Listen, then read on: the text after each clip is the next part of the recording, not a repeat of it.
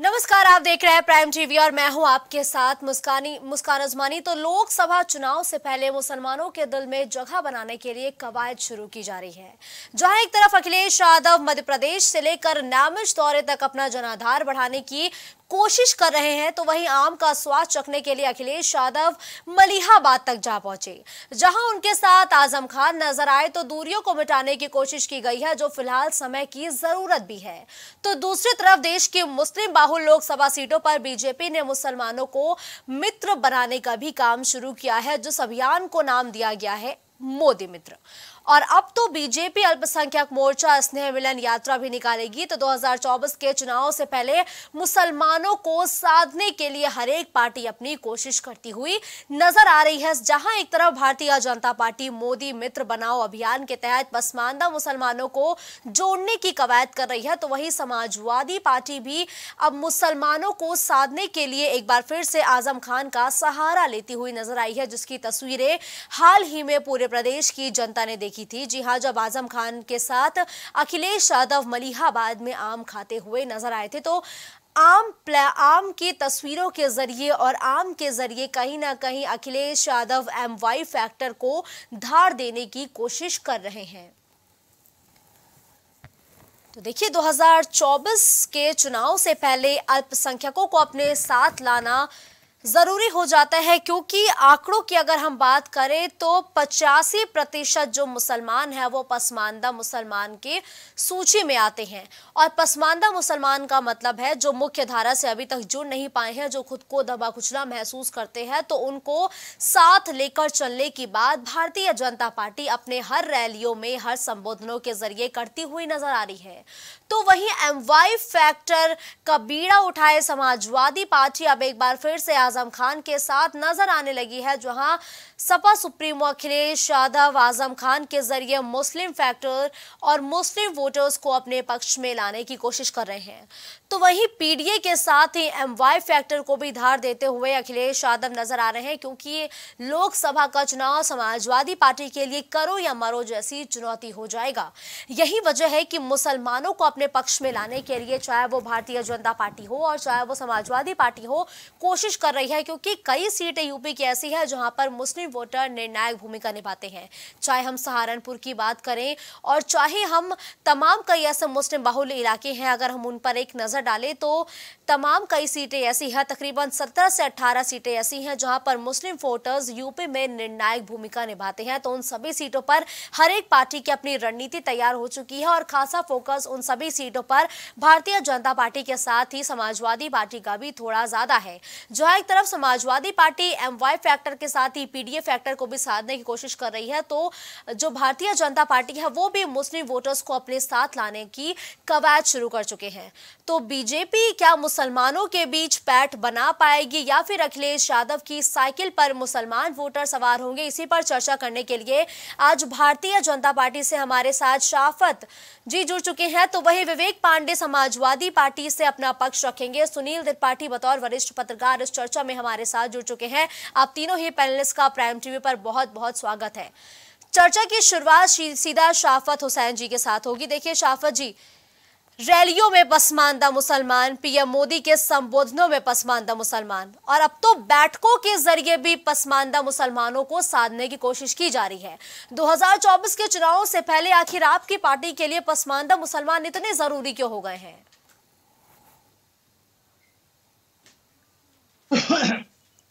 सभी को मेरा नमस्कार। मयूरी जी, आजादी के बाद से अगर मुस्लिम समाज के साथ अन्याय हुआ तो पसमानदा मुसलमानों का हुआ।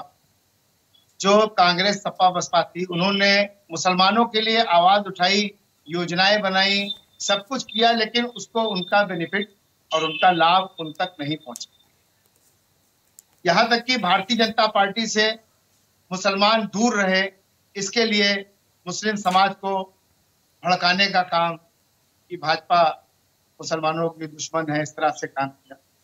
लेकिन मैं तो कहूँगा ऊपर वाले का शुक्र है कि इस देश में भारतीय जनता पार्टी की सरकार आई और अंत्योदय के नाम पर जो हमारी पार्टी काम करती थी, पंडित दीनदयाल जी के इस नारे को उन्होंने आगे बढ़ाया और सबका साथ और सबका विकास की जो बात की, उसमें जो मुसलमान थे और जैसा कि 85% पसमानदा यानी बैकवर्ड मुस्लिम जो है, जिनकी उपेक्षा की गई, जिनके साथ अन्याय हुआ है ना, जो सपा बसपा में जो अगड़ी जाति के मुसलमान थे, चाहे वो सैयद हो या शेख हो या पठान हो, जैसे समाजवादी पार्टी के कद्दावर नेता आजम खान है ना, इन सब ने जो वोटर था, मूल वोटर, जैसे हम उत्तर प्रदेश की बात करेंगे, उत्तर प्रदेश में 22 करोड़ की आबादी में 6 करोड़ मुसलमान है और 6 करोड़ मुसलमान में 4.5 करोड़ लगभग जो है वो पसमानदा मुसलमान। तो उनके साथ कहीं ना कहीं इन लोगों ने अन्याय किया और भारतीय जनता पार्टी ने हमेशा कहा कि जो मुस्लिम है वो भारत का अभिन्न अंग है और कभी भी मुसलमानों को वोट बैंक के रूप में भारतीय जनता पार्टी ने नहीं देखा। ये जो पार्टियां थी, ये लोग हमेशा मुसलमानों को वोट बैंक के नाम पर इस्तेमाल करते थे। वो सारी चीजें खत्म हो गई और जो भी योजनाएं उत्तर, चाहे वो केंद्र सरकार की हो, चाहे वो प्रदेश सरकार की हो, और जो डबल इंजन की सरकारें जितनी योजनाएं चल रही हैं, वो सभी को, चाहे वो किसी जाति धर्म का हो, बराबर से लोगों को पहुंचना। और आपने अभी देखा कि नगर निकाय का चुनाव हुआ जिसमें 331 पसमानदा मुसलमानों को टिकट दिया गया। अगर हम बात करते हैं तो पसमानदा मुसलमानों की बात की, तो पसमानदा मुसलमानों को भारतीय जनता पार्टी में टिकट दिया 331, जिसमें हमारे 5-6 चेयरमैन जीत के आए और सभासद भी जीत के आए, सारे लोग आए। और आपने इस चुनाव में देखा होगा कि मुस्लिम समाज ने समाजवादी पार्टी को इस निकाय चुनाव में नकारा, जिसकी वजह से आपने देखा कि निर्दलीय प्रत्याशी बहुत सी जीत कर, ये एक बहुत बड़ा एक उपलब्धि निकल के आई है कि मुसलमान को लगने लगा कि वाकई समाजवादी पार्टी हो, चाहे कांग्रेस हो, चाहे बसपा हो, इन लोगों ने सिर्फ हमारा इस्तेमाल किया और हमारे साथ कुछ नहीं किया। इसलिए समाजवादी पार्टी को नकार कर उन्होंने निर्दलीयों को जिताया। चलिए ठीक है, देखिए विवेक जी, अभी आपने शराफत जी की बातों को सुना होगा कि जिस तरीके से चाहे समाजवादी पार्टी की सरकार हो या कोई भी अन्य सरकारें हो, उनमें कभी पसमानदा मुसलमानों को आगे नहीं आने दिया गया और उन्हीं पसमानदा मुसलमानों को आगे लाने का बीड़ा उठाए इस वक्त भारतीय जनता पार्टी उन मुसलमानों को साधने की कोशिश कर रही है। तो सीधा तौर पर आप पर यही आरोप लगाया रही है भारतीय जनता पार्टी कि आपकी जब सरकार थी प्रदेश में तो पसमानदा मुसलमान कहीं ना कहीं पिछड़ के रह गए, वो मुख्य धारा से नहीं जुड़ पाए। देखिए, पहले तो पूरे मंच को मैं प्रणाम समर्पित करूंगा। आदरणीय सुनील भैया हमारे आज उपस्थित है बहुत दिनों के बाद, तो उनको विशेष चरण स्पर्श करूंगा और पूरे मंच को और आपके सारे व्यूअर्स को, आपके पूरे चैनल को सावन की बहुत बहुत शुभकामनाएं। महाकाल महादेव आप लोगों की सभी की मनोकामनाएं पूर्ण करे। भाजपा का आरोप लगाना देखिए उनका धर्म है, जो शपथ भाई कर रहे हैं वो उनका धर्म है। मैं तो ये पूछूंगा कि इतना न्याय भाजपा अगर करती है मुस्लिमों के साथ, और सबसे पहले तो अब आप MY फैक्टर बोलना छोड़िए, MM फैक्टर बोलना शुरू कर दीजिए। मोदी और मुस्लिम फैक्टर शुरू हो गया, MY फैक्टर अब नहीं है। हम तो PTA की बात कर रहे हैं जिसमें कि सारी जाति के लोग हैं, जितने पिछड़े हैं सब उसके अंदर है। लेकिन अब तो MM फैक्टर चलेगा इस देश में, मोदी और मुस्लिम फैक्टर चलेगा। भाई मैं तो कह रहा हूं कि मोदी जी गोधरा के लिए भी माफी मांग लेना मंच से, क्या आवश्यकता है इतना दिखावा करने का, स्वांग करने का। भाई सीधे माफी मांग ले। बिल्किस बानो के बलात्कारियों को जो भाजपा हार पहना रही थी, वो बिल्किस बानो शायद पसमानदा समुदाय से ही आती है, ये बात शायद शफात भाई भूल गए। लेकिन उसके बलात्कारियों को हार पहनाकर जब सम्मान दिया जाता है, गुजरात में वहां डैमेज कंट्रोल किया जाता है सम्मान दिखा के, और यूपी में पनप रहे आक्रोश को दबाने के लिए पसमानदाओं को टिकट बांटा जाता है। तो ये तो भाजपा की राजनीति का एक प्रायोजित प्रारूप है जिसको कि देश ने देखा। दूसरी बात पे आऊंगा, लगभग 6 राज्यों में पूर्ण बहुमत की सरकार है, लेकिन 16 राज्यों में सरकार बनती है। भाई ये तो आप मानेंगी ना, जो पढ़े लिखे लोग हैं कम से कम वो तो स्वीकार करेंगे ना कि 6 राज्यों के अलावा जिसमें भाजपा ने सरकार जोड़ तोड़ करके बनाई, उन राज्यों ने भाजपा को नकार दिया था। और खरीद फरोख्त करके दलाल बिचौलियों की तरह से किसी कहीं पे सरकार बना लेना, मुझे लगता है अगर इसको आप जनादेश मानते हैं तो बुद्धिमत्ता पे संदेह है। भाई पुनः चुनाव होने दीजिए ना, उन राज्यों में पुनः नकारेगी वो जनता जिन्होंने पहले भी नकार दिया था भाजपा को। बाकी खरीद फरोख्त का क्या है भाई, PM केयर का पैसा तो उड़ाया ही जा रहा है जम करके खरीद फरोख्त करने के लिए, उसका हिसाब तो ये देना नहीं चाहते। रही बात मुसलमानों की, आज मुस्लिमों की जो बात कर रहे हैं, मैं तो ये कहूंगा मोदी जी को ऐसी क्या आवश्यकता पड़ी थी जो कहना पड़ गया अपने ही नेताओं को कि मुस्लिम समुदाय के विरोध में भाजपा नेता बयानबाजी ना करे। कभी कोई पाकिस्तान भेजता है, कभी कोई आर्थिक बहिष्कार करता है, कभी कोई चाकू की धार तेज करता है। तो भाई केवल कथनी और करनी में जब अंतर होगा तो मुझे लगता है केवल और केवल कहने से नहीं साबित होता, सार्थक होता ना। अगर इतना सार्थक भाजपा के अंदर इतना मुस्लिम प्रेम होता तो बीबीसी की डॉक्यूमेंट्री को बैन करने की क्या आवश्यकता थी भाई? लोकतंत्र में किसी एक डॉक्यूमेंट्री, एक फिल्म को बैन करने की क्या आवश्यकता थी? अश्लीलता परोसने वाले को तो ये पद्म भूषण से सम्मानित करते हैं। मुझे लगता है भाई सेना की वर्दी का अपमान और ऐसी अश्लील वेब सीरीज लॉन्च करने वालों को ये पद्म भूषण देते हैं या पद्मश्री, जो भी है उसको करेक्ट कर लीजिएगा। लेकिन मुझे लगता है कि आज जो स्थिति है, 16 राज्यों में इनका प्रचंड बहुमत नहीं है। माफ कीजिएगा, इस देश की जनता को ये बरगलाया जाता है। केवल 6 राज्यों में इनका पूर्ण बहुमत है, बाकी 10 राज्यों में लगभग इन्होंने खरीद फरोख्त करके बिचौलियों की तरह, दलालों की तरह सरकार बनाई है। चलिए ठीक है, लेकिन देखिए विवेक जी, अभी मैं आंकड़ों का भी जिक्र कर रही थी कि जो हमारी टीम ने मिलके आंकड़े निकाले हैं उसमें उसके मुताबिक 85% पसमानदा मुसलमान हैं और आज आजम खान को बड़ा झटका लगा है, जहां पर उन्हें अब सजा भी सुनाई गई है 2 साल की, जो उन्होंने 2019 में लोकसभा चुनाव के दौरान भड़काऊ भाषण दिया था। अब क्या कीजिएगा आप मुस्लिम वोटर्स को साधने के लिए, क्या करेंगे आप? क्योंकि अभी तक तो देखिए ये था कि आम पार्टी के जरिए एक बार अखिलेश यादव और आजम खान की करीब होने की तस्वीरें देखी थी। आगे क्या करेंगे अब आप? मुझे याद है पूर्ववर्ती चुनाव, जब मोदी जी ने ये कहकर के भाजपा के वरिष्ठ नेताओं को बिठा दिया था, जो कि जिसमें कि लक्ष्मीकांत वाजपेयी से लेकर के आदरणीय मुन्नी मनोहर जोशी और उसके बाद बहुत लालकृष्ण आडवाणी जैसे नेता थे, ये कि वो वयोवृद्ध हो चुके हैं, 70 साल से ऊपर की आयु के, और नए युवकों को अवसर मिलना चाहिए। मोदी जी 72 साल के हो गए, लेकिन वो अभी तक अपने आप को वृद्ध नहीं मानते हैं, वो अभी युवक ही है, नवयुवक ही है, और इसीलिए शायद वो पुनः चुनाव लड़ेंगे। कोई बात नहीं है, भाजपा का आंतरिक विषय। लेकिन जो सवाल आपने पूछा, ये तो अब मुस्लिम समाज को तय करना है कि आजम खान जी के ऊपर जितने केस थोपे गए थे, सब में उनको, मुझे लगता है, कोर्ट ने राहत दे दी। और सबसे बड़ी बात, जो सरकार मुस्लिम नेतृत्व करने वालों को इस तरीके से प्रताड़ित कर दी है, ये मुस्लिम समुदाय अब तय करे कि उसको किसके साथ जाना है या उसके साथ कौन न्याय कर सकता है। भाई आजम खान जी ने एक गलती की थी, उन्होंने मुस्लिमों को आगे बढ़ाने के लिए विश्वविद्यालय की स्थापना की थी। अगर उसको ध्वस्त करना मुस्लिम समाज न्याय का प्रतीक मानता है, तो ये मुस्लिम समाज की बुद्धिमत्ता पे छोड़ता हूं मैं आज।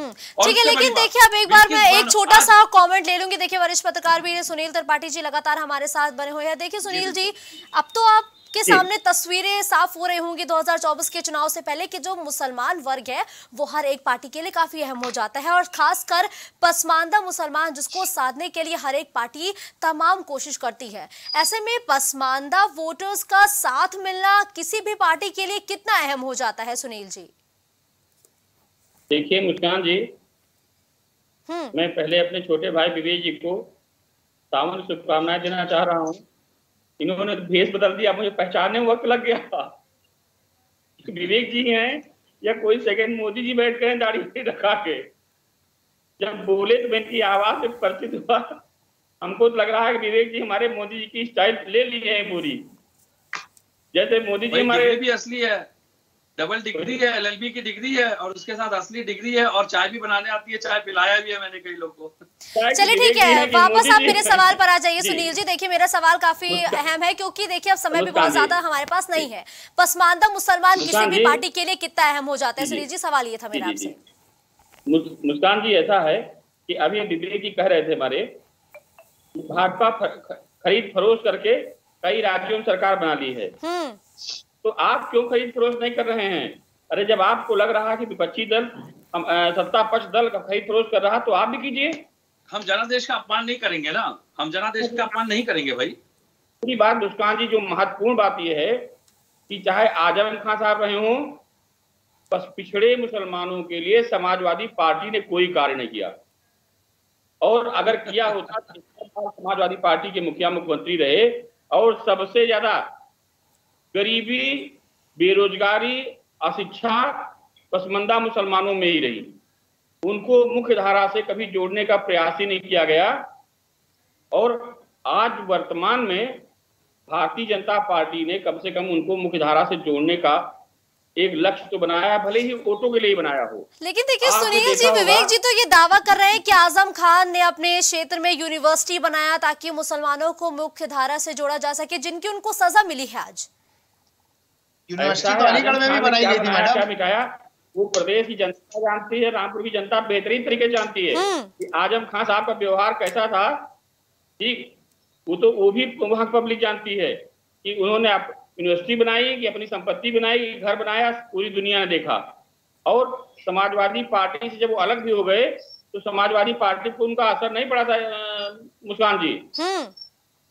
तो अखिलेश जी समझ रहे हैं कि ऐसा नहीं कि अगर आजम खान साहब नहीं पार्टी में कोई काम करेंगे या नहीं रहेंगे तो समाजवादी पार्टी पर आजम खान साहब कोई महत्व पड़ने वाला नहीं, वो चाहे पार्टी में रहें और चाहे पार्टी में न रहें।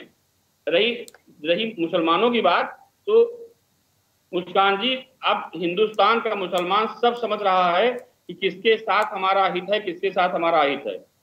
हाँ, ये जरूर है कि उत्तर प्रदेश में मैं जिन लोगों के बीच में बैठता हूं, मैंने कल भी डिबेट में कहा था कि मुस्लिम वोट अब कांग्रेस की ओर भी रुख कर रहा है। अब वो कौन पार्टी कितना आकर्षित कर सकती है मुस्लिम वोट को, ये तो 24 के चुनाव में ही पर्दाफाश होगा।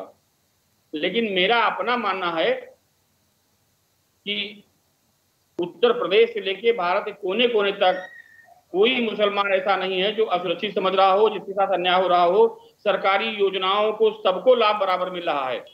जात धर्म मजहब को देख करके भारतीय जनता पार्टी कोई ऐसा कार्य नहीं करेगी कि हिंदुओं के अलग हो, मुसलमानों के अलग हो, सिखों के लिए अलग हो, ईसाइयों के लिए अलग हो। सबका साथ, सबका विकास, सबका विश्वास। विवेक जी क्या बोलेंगे आप इस पर? देखिए, जो तो वरिष्ठ पत्रकार हमारे साथ जुड़े हैं वो तक ये कह रहे हैं कि देखिए 9 सालों में सबका साथ, सबका विकास और सबके विश्वास पर आधारित भारतीय जनता पार्टी ने मुसलमानों के लिए सबसे ज्यादा काम किया है, उनको मुख्य धारा से जोड़ने का काम किया है। लेकिन आप तो यही कह रहे हैं कि 9 सालों में कोई काम नहीं हुआ।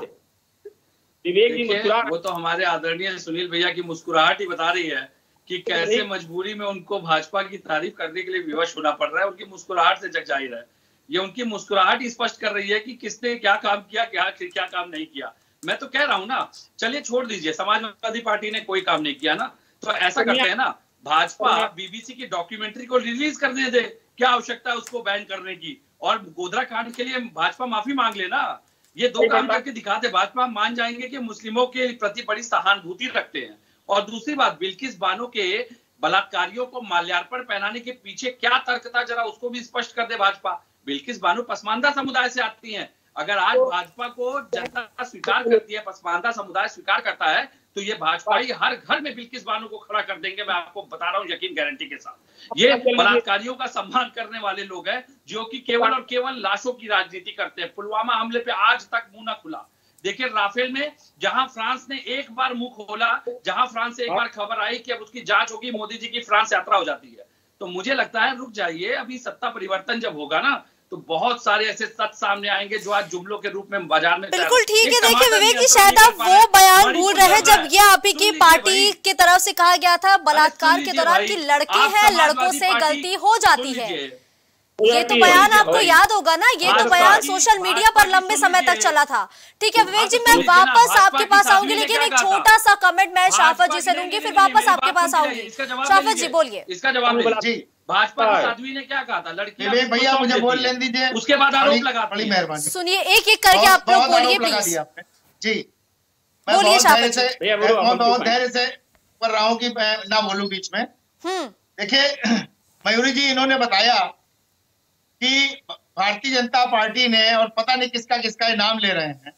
आप देखिए, इनके जो मुखिया हैं, युवराज, जो इनके पार्टी के युवराज हैं, आदरणीय अखिलेश जी, मैं विवेक जी से एक सवाल पूछना चाहता हूं।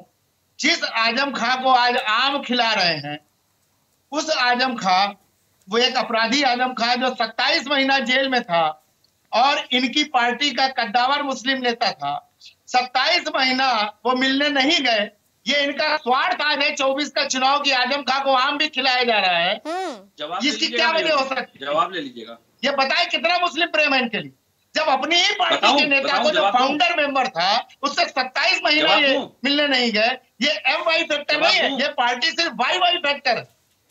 ये सिर्फ MY को बदनाम करने के लिए अपने साथ छोड़े हुए हैं, क्योंकि M जो इनका साथ छोड़ चुका है, ये सिर्फ YY फैक्टर की पार्टी है। इसलिए देखिए, जो भी YY जेल में थे उनसे मिलने के लिए इनके मुखिया Y मिलने के लिए गए, लेकिन एक मुस्लिम नेता इनकी पार्टी का उससे 27 महीना मिलने क्यों नहीं गए? इसका जवाब क्या देंगे ये? ठीक है, चलिए इसका जवाब ले दे विवेक जी, 10 सेकंड में जवाब दीजिए, फिर मैं सुनील जी का भी रुख करूंगी।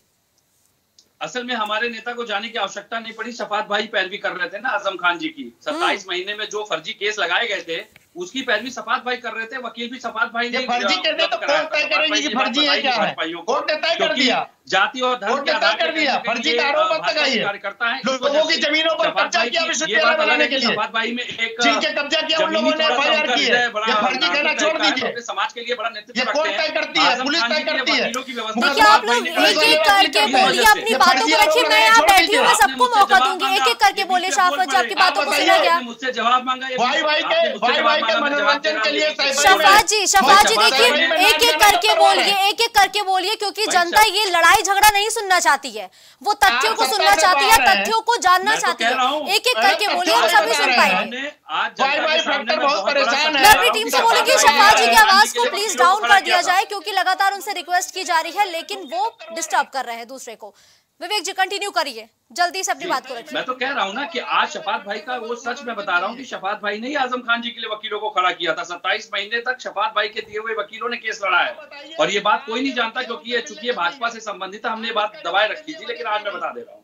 27 महीने पैरवी शफात भाई के वकील कर रहे थे, और लगातार इतने अच्छे वकील शफात भाई ने दिए थे कि देखिए सारे मामले ध्वस्त होते गए। 27 महीने जो केवल और केवल तानाशाही रवैये के साथ फर्जी केसों में आजम खान जी को जेल में निरुद्ध कर रखा था, उसके आधार पे जब कोर्टों ने उनको बेल देना शुरू किया तो सारे केस फर्जी पाए गए। इससे क्या साबित होता है? इससे साबित होता है कि सरकार और योगी सरकार एक पूर्वाग्रह के कहीं ना कहीं पूर्वाग्रह की भावना से जानबूझ करके आजम खान जी फंसाने का काम कर रही थी। और दूसरी बात, सत्ता आते ही अपने ऊपर गंभीर आरोपों में दर्ज मुकदमों को वापस ले लिया। आजम खान जी जैसे मुस्लिम नेताओं को डिमोरलाइज करने के लिए, न्यूट्रलाइज करने के लिए फर्जी केस, बकरी चोरी, भैंस चोरी। अब तो अभी तो कुछ दिन पहले भाजपा की पुलिस कुत्ता पकड़ रही थी किसी कमिश्नर का।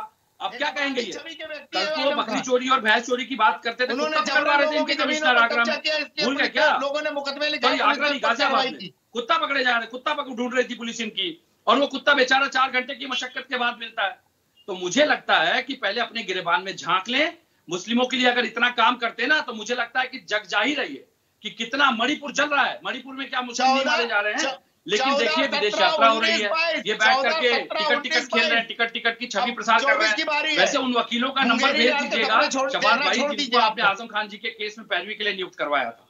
मैं तो बड़ी जिम्मेदारी से कह रहा हूँ, ऐसे फर्जी केस पे अगर आप विश्वास करते हैं तो मैं कह रहा हूँ ना, गोधरा पे माफी मांगेंगे क्या?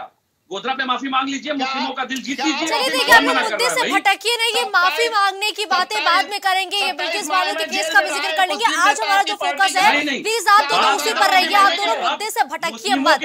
वापस मैं रुक करूंगी सुनील त्रिपाठी जी का। देखिए सुनील जी, समाजवादी पार्टी के कद्दावर नेता है आजम खान, जिनको आज सजा सुनाई गई है 2 साल की, और अब से कुछ दिन पहले एक तस्वीर सामने आई थी जिसमें अखिलेश यादव आजम खान को आम खिलाते हुए आपस में एक दूसरे के नजर आ रहे थे। ऐसे में कद्दावर नेता कहे जाते हैं समाजवादी पार्टी के आजम खान, अब तो उनको सजा भी मिल गई है। अब सपा आगे क्या करेगी? मेरा एक सवाल लेकिन रहेगा पत्रकार महोदय से, एक सवाल रहेगा, अगर समाजवादी पार्टी मुस्लिमों के लिए, देखिए आप लोग बार बार बोल रहे हैं और मैं आप लोगों से बार बार बोल रही हूँ, मैं यहाँ बैठी हूँ, मैं एक एक करके सबको मौका दूंगी, लेकिन अगर आप सुनेंगे तब मैं दूसरों को मौका दूंगी। भाजपा का भाजपा का आतंक दिखाई दे रहा आपके मंच पे, क्या अखिलेश जी माफी मांगेंगे आजम खान से?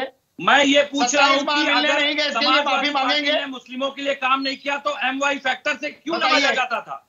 क्यों लोग कहते थे कि केवल मुस्लिमों के लिए समाजवादी पार्टी काम करती है? बेवकूफ बनाने के लिए किया गया, वोट बैंक का इस्तेमाल करने के लिए किया गया। मुसलमान पकड़िए, आपको जवाब। देखिए शफात जी और विवेक जी, मैं आखिरी बार आप दोनों से कह रही हूँ, देखिए आप दोनों को पहले सबकी बातों को सुनना पड़ेगा, तब आप लोग एक दूसरे की बातों का जवाब दे पाएंगे। क्योंकि देखिए ये आप लोग ये देखिए, ये ना तो कोई बहस का अखाड़ा है और ना ही ये कोई मैदान है जहां पर आप दोनों जुबानी वार करेंगे, और ना यहाँ संबोधन चल रहा है। आप एक चैनल पे बैठे हैं, प्रतिष्ठित चैनल पे हैं, और आप एक अच्छे पार्टी के प्रवक्ता है दोनों, उसका परिचय दीजिए ना।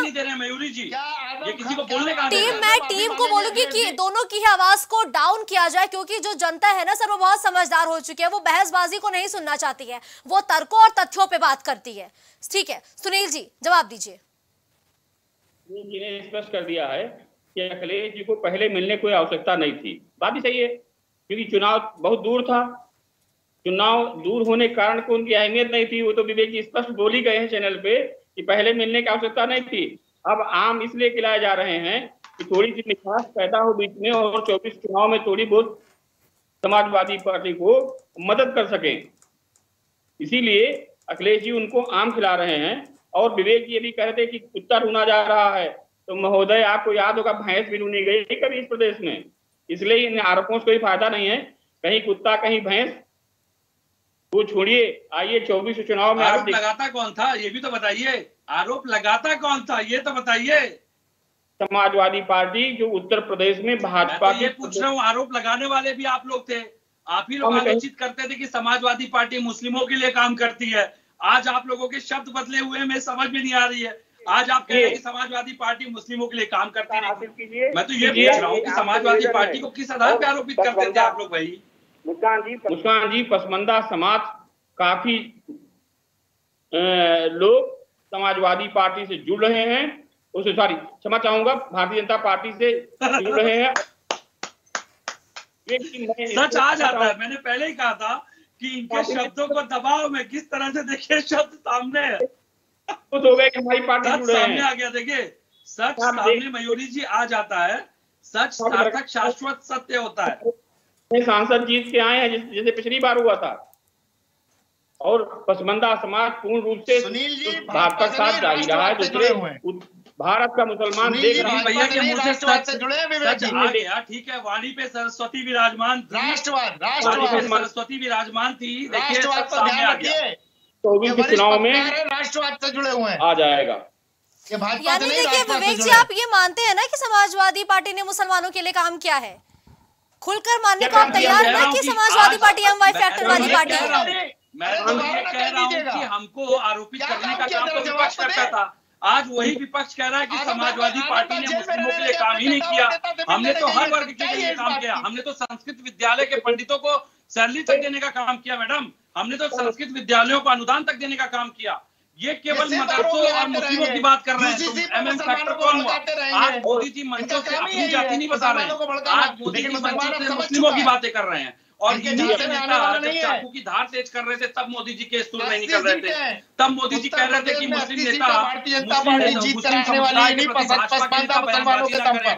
तो और रही बात, देखिए यहाँ सब पढ़े लिखे, आपने सही कहा था कि जनता सब जानती है भाजपा कितना मुस्लिम प्रेम है। भाजपा के अंदर दुनिया जानती है। इसको हमको साबित करने की जरूरत नहीं है। विदेशों में लोकतंत्र के हनन का डंका बज रहा है। मानवाधिकार को दबाने कुचलने का डंका बज रहा है विदेशों में। किस तरह मुस्लिम समुदाय को अपमानित करके लिंचिंग किया जा रहा था, विदेशों में उसका डंका बज रहा है और आवाजें उठ रही हैं। देखिए विवेक जी, भारतीय जनता पार्टी ने अभी एक हाल ही में कहा था कि योग दिवस के दौरान मदरसों में योगा का आयोजन किया जाएगा। और अब मदरसों के बच्चों के हाथों में लैपटॉप के साथ कुरान होगी, तो भी आपके सांसद को परेशानी थी। अगर आप ये कह रहे हैं कि आप मुसलमानों को जोड़ने का काम करेंगे, तो फिर तो आपके जो सांसद है उन्हीं का ये बयान आता है कि नहीं, हम तो मदरसों को जो मुख्य धारा से जोड़ने का काम ही नहीं करेंगे। तो फिर आप किस तरीके से तरक्की की राह पर ले जाने की बात कर रहे हैं? दे दीजिए कितने लैपटॉप बांट दिए? फंसा हुआ है, रोक दिया है सरकार ने। कितने लैपटॉप बांट दिए भाई? ओबीसी के 6 लाख छात्रों का, ओबीसी और पिछड़े वर्ग के 6 लाख से अधिक छात्रों का स्कॉलरशिप सरकार रोक के बैठी है। शफात हुसैन यहाँ बैठ करके केवल जो ढकोसला परोस रहे, इनका धर्म नहीं है। इनकी जिम्मेदारी है अपने इस पार्टी का बचाव करना। लेकिन मैं सवाल ये पूछ रहा हूँ, जब 6 लाख छात्रों के आप जिंदगी के साथ खिलवाड़ करते हैं, जब वो रोजगार मांगते हैं आप उनको लाठियों को जब आप उनको घसीट कर इको गार्डन खेलते हैं, तब आपको मुस्लिमों का या मुस्लिमों के बच्चों की याद नहीं आती, तब भविष्य नहीं दिखाई देता। 4000 उर्दू शिक्षक सरकार ने आते ही क्यों रद्द की थी? जबकि उसमें कोई भ्रष्टाचार नहीं था। वो बच्चे हाईकोर्ट से जीत करके आए थे और जब हाईकोर्ट का ऑर्डर हो गया तब इन्होंने ऑर्डिनेंस पास करके वो 4000 उर्दू शिक्षक क्या पसमानदा समुदाय के लोगों को नौकरी नहीं मिलती? क्या बताइए? ये मुस्लिम विरोधी थे, मुस्लिम विरोधी हैं और मुस्लिम विरोधी रहेंगे। इनका इतिहास है ये। इनके नेताओं की जबान पे मुस्लिम विरोध होता है। 24 में भी पता चल जाएगा आपको। शफात हुसैन जैसे लोग बैठ करके मुस्लिम विरोधी कौन है बेचने का काम कर रहे हैं। भाजपा की दलाली कर रहे हैं। विरोधी आप हो। शफात हुसैन जाकर मुस्लिमों को भड़काने का काम, क्या काम किया? मुसलमानों के बीच में आग लगाने का काम, कितने बच्चों को स्कॉलरशिप दी, कितने बच्चों को लैपटॉप बांटे, जलाने का काम, फ्री मोबाइल दिया, मुसलमानों को भड़काने का काम। चलिए फिलहाल समय हमको इतनी ही इजाजत देता है। धन्यवाद आप सभी पैनलिस्ट को हमारे साथ जुड़ने के लिए। लेकिन मैं जाते जाते आप सभी को एक बात ये जरूर बोल के जाऊंगी कि अपने पक्षों को रखना सीखिए, बारी बारी सुनना सीखिए, क्योंकि जो जनता है, मैंने पहले भी कहा, बहुत समझदार हो चुकी है। वो आपकी लड़ाई झगड़ों को नहीं सुनना चाहती है। और अगर अब आप न्यूज चैनल्स को भी दंगल बनाना चाहते हैं, जंग का अखाड़ा बनाना चाहते हैं, चुनावी मैदान बनाना चाहते हैं, तो ये मत करिए, क्योंकि जो जनता है वो तथ्यों तर्कों पर बात करना चाहती है। धन्यवाद आप सभी पैनलिस्ट का हमारे साथ जुड़ने के लिए। तो देखिए, एम वाइज समीकरण के साथ अब समाजवादी पार्टी पीडीए को भी धार देने की कोशिश कर रही है, तो वही दूसरी तरफ भारतीय जनता पार्टी जो है, एक तरफ मोदी मित्र बनाओ अभियान की तो शुरुआत कर ही चुकी है, और वही स्नेह मिलन यात्रा के जरिए पसमानदा मुसलमानों को भी अपने पक्ष में लाने की कोशिश कर रही है, क्योंकि पसमानदा मुसलमान अब हर एक पार्टी के लिए अहम हो चुके हैं। क्योंकि यूपी की अगर हम बात करें तो 80 में से कुल 17 से 18 सीट ऐसी हैं जहां पर निर्णायक भूमिका निभाते हैं पसमानदा मुसलमान, और यही वजह है कि समाजवादी पार्टी भारतीय जनता पार्टी के साथ ही, चाहे वो बसपा हो, आम आदमी पार्टी हो, सभी मुस्लिम वर्ग को साधने की कोशिश कर रही हैं। इस चर्चा में फिलहाल के लिए बस इतना ही। देश और दुनिया की तमाम बड़ी खबरों के लिए आप देखते रहिए प्राइम टीवी।